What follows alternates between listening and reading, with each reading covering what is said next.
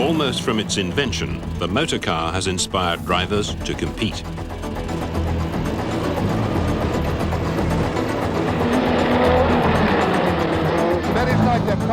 The enduring challenge to go faster.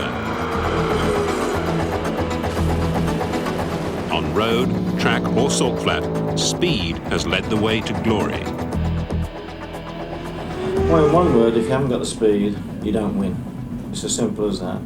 And it's a skill that matures, it's a skill that you have to harness, you have to learn, and you nurture. You can't force it. It'll either come naturally or it won't come at all. And it depends then to what parameters you can push that speed as to how good you'll be.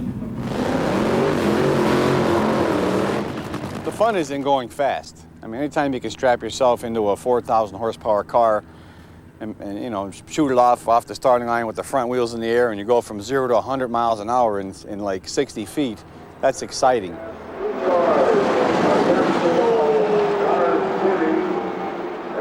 When you're driving, you are risking. There's no difference. Of course, if some drivers have accident every time they drive, is because they are doing it wrong. They are taking the risks, but they are taking the wrong risks. It's like threading a needle, and to do it right, you must really, have it together, really know what you're trying to do. The concentration factor is just paramount, and like no other place, because things happen so fast. You climb something like 1.5 kilometers, nearly a mile, during that 20 kilometers, and there are, I think, over 150 corners, and still the average speed is about 120 kilometers an hour. It's a real, I think, ultimate test of the speed, and gives, if you get it right, the ultimate pleasure and the sweet taste in your mouth. Try to picture this. Front end 2 feet in the air, cars moving out there, the grandstands are a blur. You see nothing. Okay, you're looking at a little tiny window, and your whole life is contained in this, I call it a coffin sometimes because it can be, but you're looking out that window. Now, how do you think in 5 seconds trying to beat an opponent? And it's all reaction. When you get out the other end, sometimes I don't even know if I hit the parachutes. I just get out and say, thank God I'm here. The ultimate challenge, the right to call yourself the fastest man on Earth, is the official land speed record, currently 633 miles an hour in Thrust 2. 28 men have held the record. 5 have died attempting it. For many, breaking it became an obsession. When you get involved with these world's record attempts, they are very demanding, and I will never forget the words that were said to me by my dear old friend Leo Villa. He said, boy, there's 2 things I want to tell you. He said, first of all, think very carefully, because if you ever start, you will never be able to leave it alone. And secondly, however long you're at it, you will never get used to the atmosphere. And on both counts, dear old Leo Villa was absolutely right. Nowadays, there are 2 records, one for wheel-driven, the other for thrust-powered vehicles. Spirit of America was the first jet to break the record, when Craig Breedlove brushed with death. Moving out. He's on course, looking good. Here he comes, moving fast. He's past the 8 and really standing on it. He's looking good. He's roaring.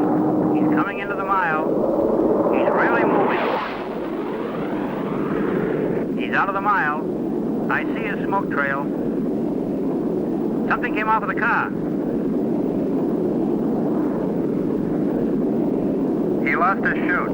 He lost his chute. I got down somewhere in the neighborhood of 450 and fired my emergency chute, and of course it was gone. And at that point, I really knew I had a problem. He's approaching the 2. Man, he's really moving. He's past the 2. I see him coming. He's out of control.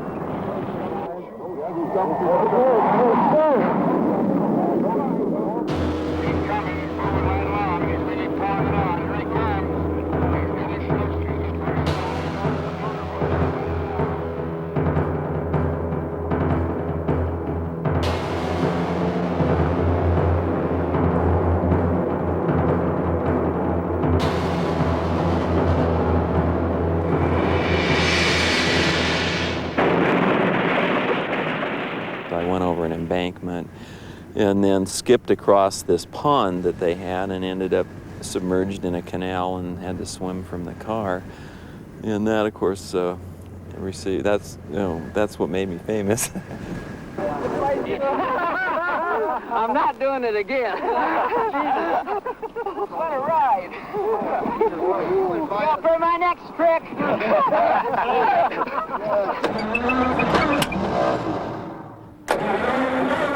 The rules governing a land speed record are detailed and precise. They were formalized in 1924 after years of controversy, while the record rose from 39 miles an hour to 146. To be officially recognized, the record must be the average of 2 timed runs, one in each direction, through a measured mile or kilometer. In the 20s, Sunbeam cars took the record 5 times, driven by the 2 great rivals of the period, Henry Seagrave and Malcolm Campbell. Seagrave reached 152 miles an hour in this Sunbeam on Southport Beach. Today, it remains as fast as ever. 163.33. As the record-breaking cars got faster, Europe ran out of suitable sands and circuits to drive on. 174 miles an hour was the fastest speed achieved by Campbell on Pendine Sands in Wales. Seagrave and Campbell came to Florida to continue their contest, to Ormond Beach, Daytona, with its 15 miles of uninterrupted sand. Since 1903, regular speed weeks had been held here, with record attempts, official and unofficial. The city's proud of its contribution to speed. Here, Seagrave was the first to beat the 200-mile-an-hour barrier.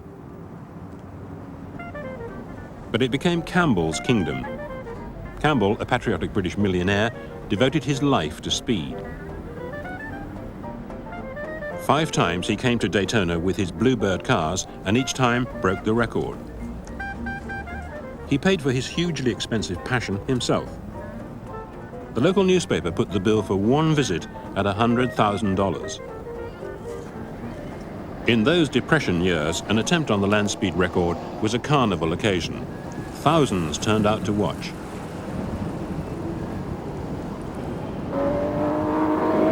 They were rarely disappointed as the 5-ton Bluebird with its great aeroplane engine shot by. A change of tires and off for the return run and another record.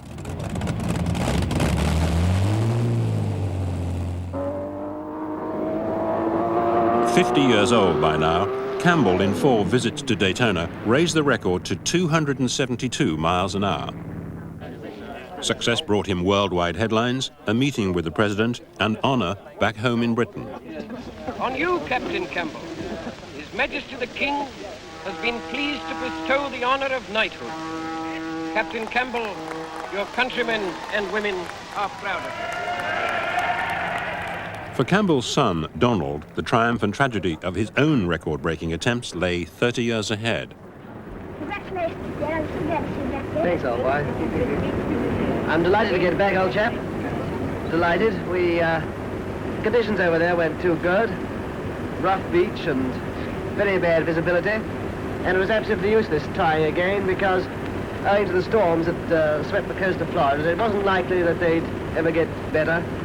And therefore we backed off and came back as quick as we possibly could. Now, Sir Malcolm's eyes were on 300 miles an hour and retirement. But Daytona's sand was not the surface on which to do it. In his fastest run through a measured mile, Sir Malcolm averaged 276.8 miles an hour, nearly 5 miles an hour better than his previous record.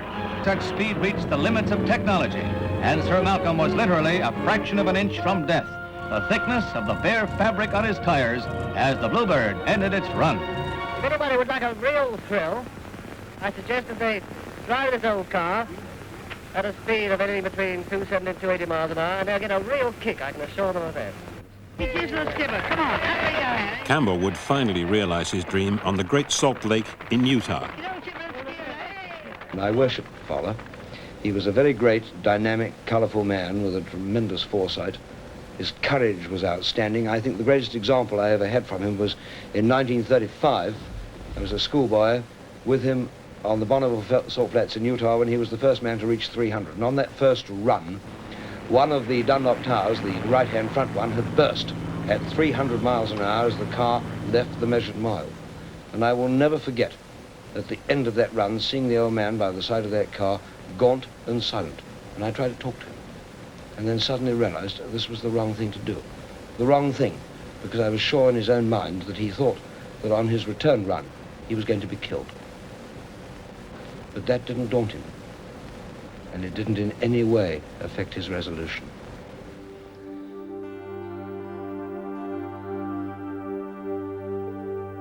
The Bonneville Salt Flats, remote, desolate, and so vast you can see the curvature of the Earth on its horizon. Mile after mile of hard, flat desert make it the ideal place to drive cars to their limit. Since 1935, this has been the usual home of the land speed record. On the sun-baked surface, two Englishmen came in pursuit of Campbell's crown. George Easton, in his Silver Thunderbolt, a twin-engine 7-ton monster, broke the record 3 times, reaching 357 miles an hour. His rival was John Cobb. On the eve of the outbreak of war, Cobb snatched the record, driving a lighter car, the Railton. After the war, he returned to Bonneville and clocked up 394 miles an hour, a record no one would touch for years.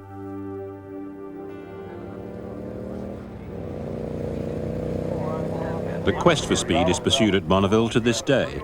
For 6 months a year, members of speed clubs meet to put their courage and engineering skills to the test.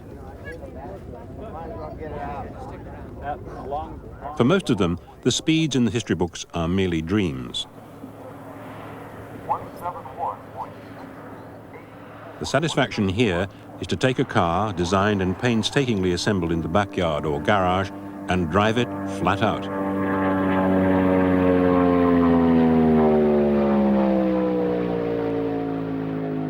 Bonneville is the ultimate. This is really the only place in the world that we can do this. It's a great place. He's still on course. Shooting for 291, remember, hit a 234, 943 on Friday. Once you get involved in a salt flats project, it's pretty hard to walk away from it. It's kind of an addictive thing. If you look around at the people, many of them have been here for 30 years or more. And there's newcomers all the time, but the same people keep coming back year after year after year. Fools rush in, okay. 10 years later, we still haven't gone 300. We're starting to knock on the door. It really becomes an obsession. You talk to a lot of the racers here that we'll say are new. And new could be just 7 or 8 or 10 years they've been running. They learned about Bonneville from something in magazines or whatever, or some friend, and they came up here probably and saw and maybe were able to work on a car or something. And usually when that happens, you've got him. He's hooked. And he'll come back every year. I mean, all of us have started like that. Now, that hat's only cost me about $100,000. And then some. The racers are as different as their cars. Ken Walkie from California created the rides in Disneyland. His personal aim today is to join the 200-mile-an-hour club with the new front-wheel drive car he designed and built himself. It performs better than he dared hope.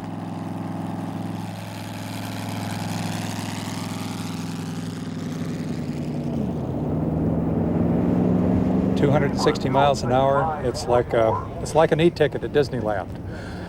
It's a good e-ticket ride. It's comfortable, it's fast, it's thrilling, gets your adrenaline up a little bit. It's good. I love it.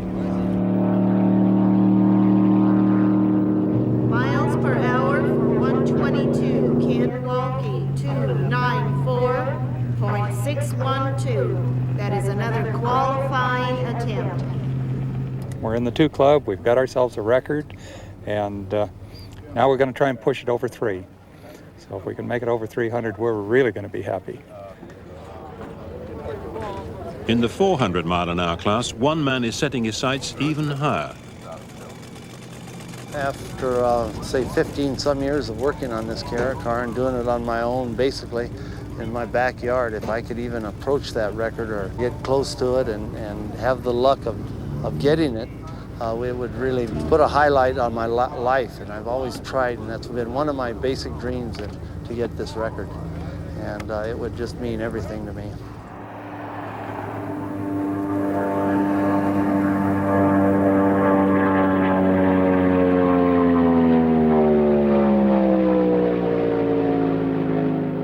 Exit speed was very near 400 miles an hour, 399 for Al Teague out the back door. But he popped a 390, 798. He'll go into impound, and somewhere about an hour and 10 minutes from now, we'll make an attempt at a return run. It started quite a few years ago when Campbell first came up here in 1935, and then was followed by Ilston, and then Cobbs, and then the Summer brothers, and then Donald Campbell, more or less. Not exactly in that order, but I rank very privileged to have my name with those names if I do set the world land speed record. And so far we're about 10 miles an hour off of it, so we're going to keep trying and keep in there, and maybe one of these days we can do it. In August 1991, Al Teague's dream came true, almost. His Speedomotive Streamliner reached 432 miles an hour, making him the fastest man ever in a wheel-driven vehicle. Unluckily, his average speed wasn't enough to gain the official record. Cobb's 394-mile-an-hour record turned out to be a tough target to beat. It stood for 13 years before a new contender came forward, Sir Malcolm Campbell's son, Donald, in a newly built Bluebird. Unlike most American attempts, no expense was spared. The bill for the project would end up costing £1 million, and Campbell himself nearly paid for it with his life.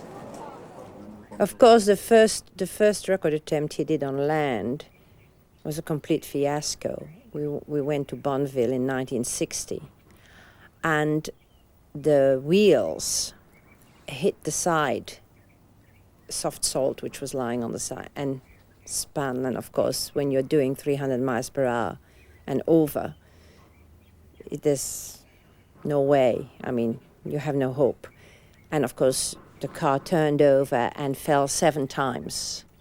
And we got by the car when he was being lifted out of the cockpit, and he looked absolutely like a piece of rag, you know, had broken ribs, a broken skull. And he looked at me and he winked and he whispered something to the highway patrolman, which was actually, later I was told, don't let her come in the car with me, let her be in the front, because he was frightened that he'd die. I'd be there, and he didn't want me to see him like that. So I was pushed into the front of the ambulance. He was in the back, and the hospital was in Tooele, which is a 2-hour drive. And suddenly there was a knock on that little window that's behind, you know, where he was. And I opened it up, and the highway patrolman and the nurse who were with him said, your husband is sending you a message. The family chores are all right. Even then, you know, it's unbelievable. I have survived the fastest crash that mankind has ever survived. It took 4 more frustrating years before Donald Campbell beat Cobb's record. He did it in Australia on Lake Eyre in 1964 with a speed of 403 miles an hour, the first man officially to pass the 400 mark. But by now, the mighty wheel-driven Bluebird was a dinosaur. Back on the salt flats, Craig Breedlove, with his unofficial jet engine car, had already reached 407 miles an hour. The transformation of the land speed record had begun. Jet power did away with the troublesome business of driving a car through its wheels. The thrust of its engine literally propelled it across the salt. Soon Breedlove and his arch rival Art Arfons were shattering the old records. The self-taught Arfons built the Green Monster in his backyard in Ohio. Breedlove, in a new version of the Spirit of America, Sonic 1, was the first man to pass 500, then 600 miles an hour. As the two battled it out, another American, Bob Summers, drove his elegant goldenrod to a new wheel-driven record of 409 miles an hour. Enter Blue Flame, Gary Gabalich's rocket car, specially built to take the record. With an engine fueled by an explosive mixture of hydrogen peroxide and natural gas, he blasted his pencil-like car to 622 miles an hour. For nearly 10 years, the world of land speed records lay quiet.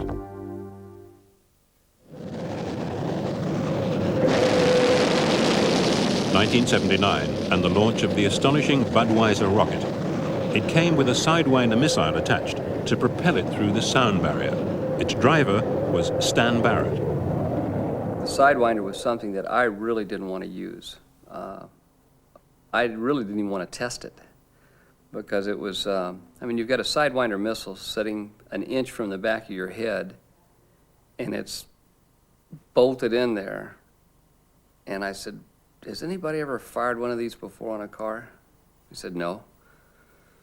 I said, well, I kept having visions of me firing the button and that Sidewinder comes shooting through and taking my head off. And I mean, I didn't know what was going to keep this thing from coming on through, how they secured it.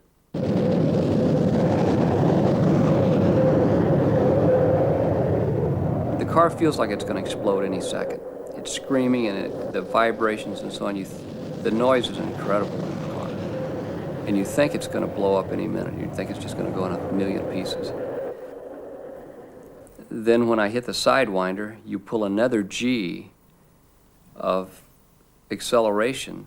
And at that speed, it's just an incredible feeling. I mean, I don't really like to even think about that feeling because you want to have it again.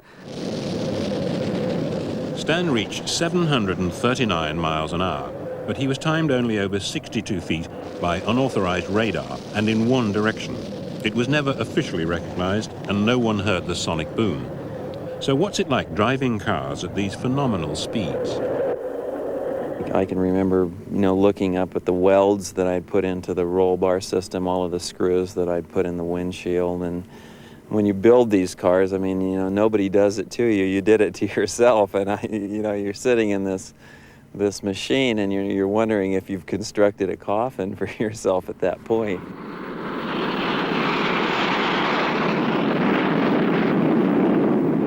It's a bit like driving on ice, and the reason for that is that the tires become less and less in contact with the ground. They literally hit the high places and they're airborne over the low ones. And about 375, you begin to experience the phenomenon, and then by the time you hit 600, the tires have literally no control over the car whatsoever. It's basically a ground-borne aircraft. The Americans, with their rockets and jets, had monopolized the land speed record since the mid-60s. Then in 1977, an English businessman, Richard Noble, set out to win it back. It took him and his team 6 years.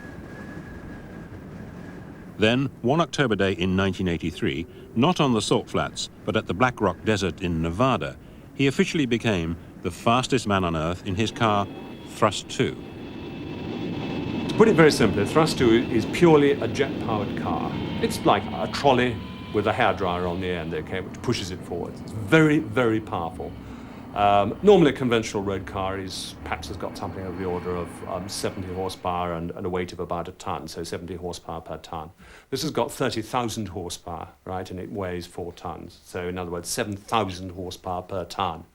It's and it goes like a rocket, literally. The power-to-weight ratio is twice that of a Lightning fighter, so a light accelerator Lightning fighter. It has to do that because basically you've got to build up that speed over a short distance. You've got to get up to 650 miles an hour, okay, over a very short distance, which is just 7 miles. So you've got to really go for it.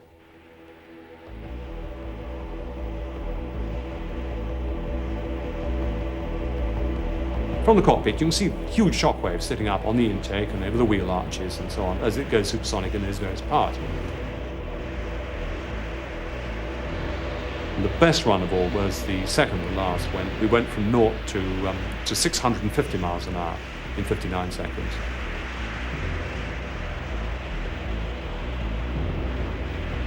Having got to number 1 in the world, your problem then is you've succeeded yourself out of business.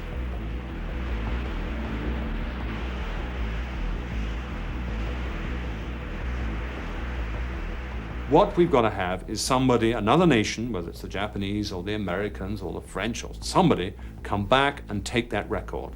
And then we can build number 3, which is what I think we'd all like to do.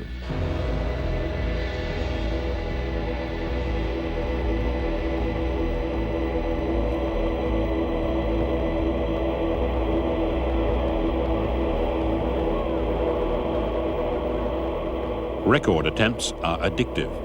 Breedlove plans a comeback. Teague won't give up on the wheel-driven record.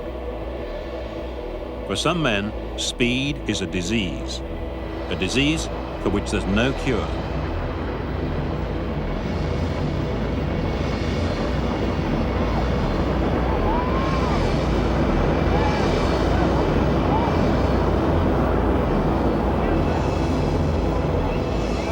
It's a very lonely feeling.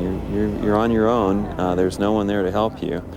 And when it's over, it kind of lets you down. I experienced some depression afterwards, and of course, all of a sudden you now have something to lose. And I think it's maybe difficult to be satisfied with other types of things in your life. I mean, they become somewhat boring after you've done something as intense as go for a world speed record.